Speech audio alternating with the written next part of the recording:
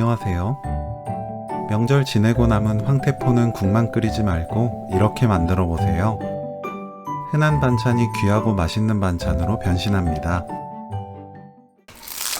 황태는 대가리와 꼬리를 잘라냅니다. 이 부분은 모아두었다가 육수 내는 요리에 사용하세요. 볼에 쌀뜨물, 소주 3큰술, 황태포 넣어 5분 담가둡니다.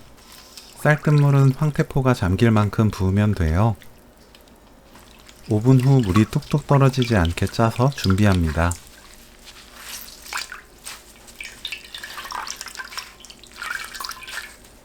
지느러미를 잘라 손질합니다.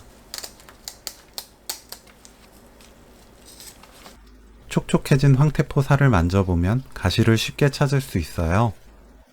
이때 가시도 손질합니다. 황태포를 3-4cm 간격으로 썰어주세요. 두부 너비와 비슷하게 썰어 준비하면 돼요.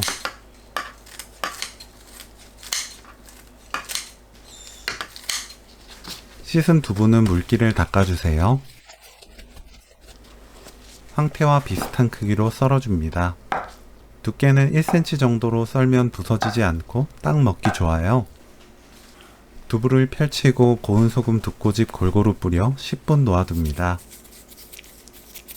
양파를 0.5cm 간격으로 썰어주세요. 파, 청양고추, 홍고추를 작게 썰어 준비합니다.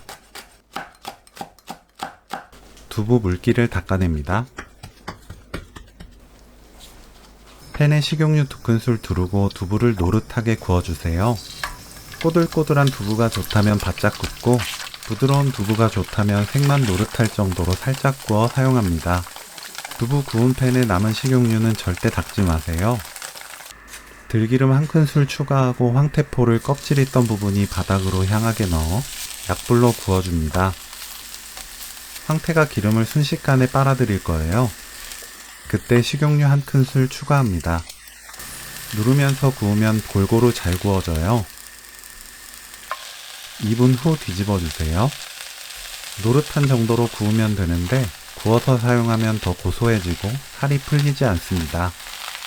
2분 후 꺼내주세요.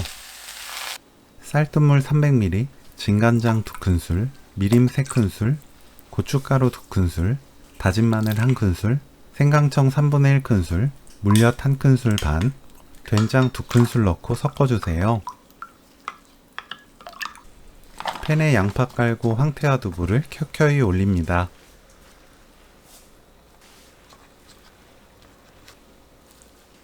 파, 고추,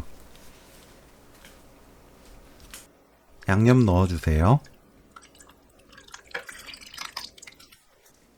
뚜껑 닫고 센 불로 끓입니다. 끓으면 중불로 낮추고 4분 끓이면 오늘 요리 끝! 국물이 없는 게 좋다면 더 끓여도 돼요. 고급스러운 황태 두부조림 레시피는 여기까지. 시청해주셔서 감사합니다. 다음에 또 만나요.